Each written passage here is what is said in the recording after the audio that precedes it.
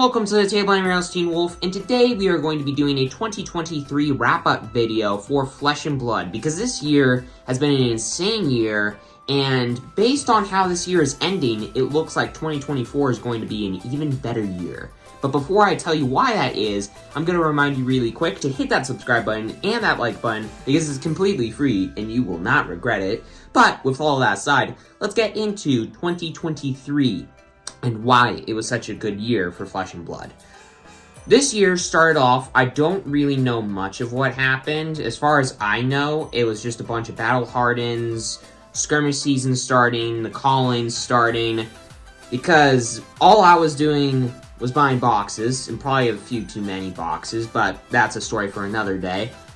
But, all of the Tales of Arya heroes were still legal. Oldhim, Lexi, Briar, all of them were still legal, so that was fun, and I'm glad I never played against Oldhim, because from what I've been told, he was a nightmare, and Icelander was still legal, and supposedly she was the best hero at the time, but yeah, we'll get into that in a bit.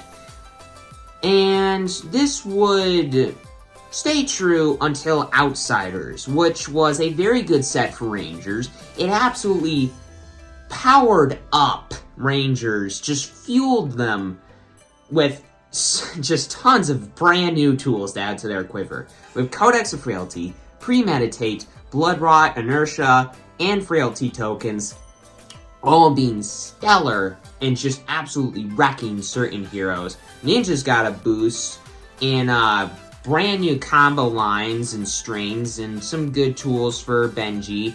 And Assassins are playable with Azuri, so that's good. Is she the best deck? No. Is Benji and Katsu still superpowered and can stand a chance against the elemental heroes? No. But Azalea definitely got an upgrade, and now she is no longer a meme hero. She is somewhat powerful. But Lexi kind of stole all of Azalea's new tools and used them to kind of take the reins after Oldhim would shortly get banned after the release of Outsiders. And after Oldhim and all of his defending Omega fatigue nonsense was all done, where the games would last forever and he would practically mill out the opponents, even though they wouldn't lose, they'd be out of resources and he'll be like, big punch. But anyways, he was gone, finally. Lexi, God, I just combined both of those hero names. But Lexi now was the new hero on the block. Icelander was still very good, and basically it was the summer of elements.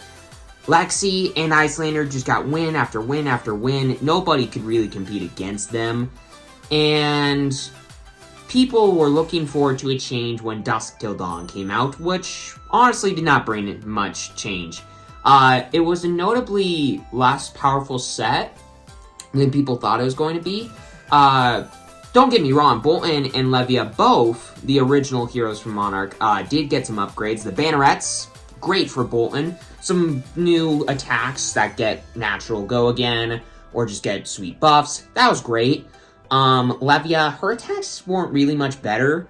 Honestly, they were kind of worse. But, Jesus, her demi-hero is an absolute beast. Levia Redeemed / Plasma Fed Consumed is an absolute beast, and turns off Blood Debt on one side, allows you to banish cards from the top of your deck instead of losing life to Blood Debt and playing cards from your banish zone, so that's nice.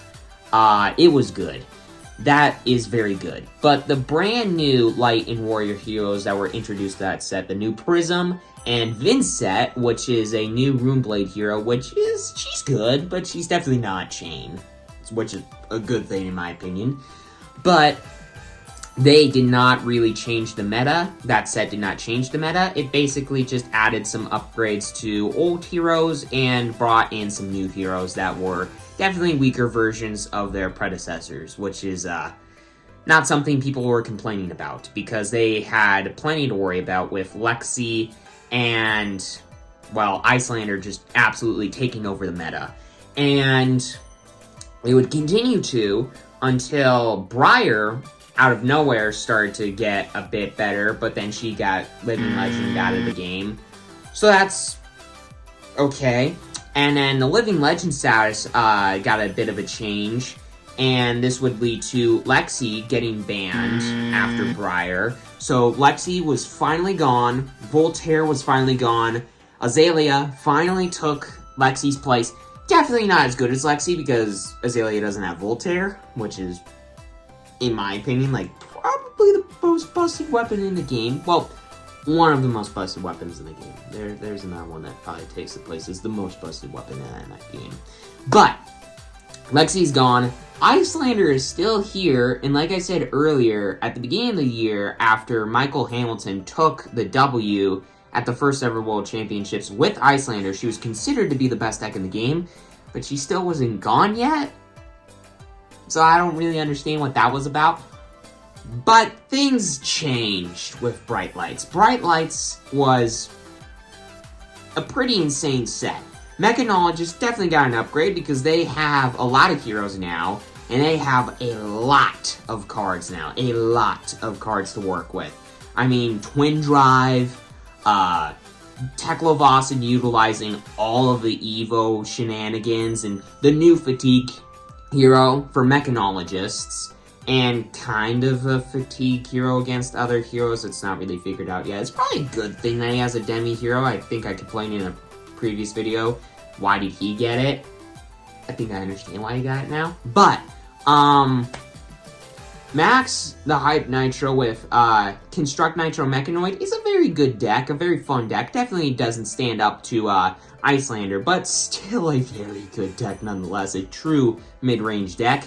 And Dash IO is, it's a deck.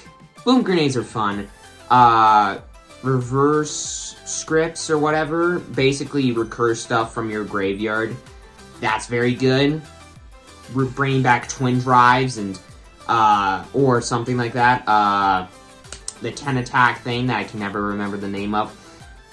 Very busted decks. But the best card that came out of that set was easily the Tome of Imperial Flame, which made Royal Dromai a thing. A deck that could stand up to Icelander. And, oh my god, Royal Dromai is fun. I have not played it personally, but I've seen it played. Crown of Dominion, I didn't realize at first just how good that card was, with Tome of Imperial Flame now, like, being a payoff for having it, but that alone in the deck is like, hey, first turn, if you don't have an easy way to make, Ash tokens, you can just pitch 2 reds to activate the gold token that you just automatically get when you equip the Crown of Dominion, and you get 2 Ash tokens, and you get to draw a card. So you effectively lose 1 card, but you're up 2 Ash tokens, and you just drew a card, so yeah, you're only down 1 card, and then you can just do your turn, set up some dragons, pass to the opponent, and just do some Dromai BS. Dromai's fun, and man, Crown of Dominion is good, but Tome of Imperial Flame is just bonkers nuts, and Dromai definitely got a humongous upgrade in that set, and was looked out to be a very good competitor against Icelander, and ninjas are very good, because Katsu and Fi are very explosive, especially Fi. Those combat chains are like 16 cards long. They're not that long, but they're really long. But this would all lead to the World Championships, where we would finally learn what is the best deck, who is the new World Champion of Flesh and Blood. And battling through all of the Icelanders, all of the Dromais, all of the Katsus, all of every single deck. Alexandros won, becoming the new second ever World Champion of Flesh and Blood on Fi. Yes. Now, granted, Fi is better than Dromai in a lot of cases because of just how aggro he is, especially when you're playing something like Kodachi Fi, which is... But, he beat Icelander in the finale. He beat Icelander. I think it was Yuki Lee's Icelander list in the finals to figure out who the world champion was. And a Fi deck finally won a world championship and is now a world champion deck. and Icelander is still not banned. But the next weekend, Icelander would get banned, and new changes. So there's been a change to the Living Legend status. Now there's going to be another one for Blitz. And now some heroes are banned. Chain, Ira, Viserai, Kano, whatever his name is, and Kasai. Did I say Kasai? Yeah, whatever. There were like 6 Blitz heroes banned because of this announcement, and Kasai is one of them, which means that her Centauri Sabers are now banned up until Heavy Hitters comes out, where they will be reintroduced and unbanned. But I didn't know this because I am re-recording my Dusk Till Dawn gameplays. I'm going to be showing off Bolton now, and well, Centauri Saber is banned. I didn't know this because I recorded these gameplays like last weekend, but I didn't know this when I recorded them. I don't remember when the banned and restricted announcement came out. I think it was a couple of days ago. I don't remember, but it's not great. And if anybody says, hey, Centauri Saber's banned, just know I didn't know at the time. It was recorded prior to that Kasai, that whole Blitz change thing. But going into next year, all of the elemental heroes are gone. Tales of Aria, Icelander, they're gone. Now we got Shadow and Light heroes, yes. But besides that, all of just pretty sweet heroes. I mean, yeah, we have Draconic heroes too. We have Dromai, we have Phi, we have Katsu, we have Vincent, we have Prism, we have, what's the name of the card?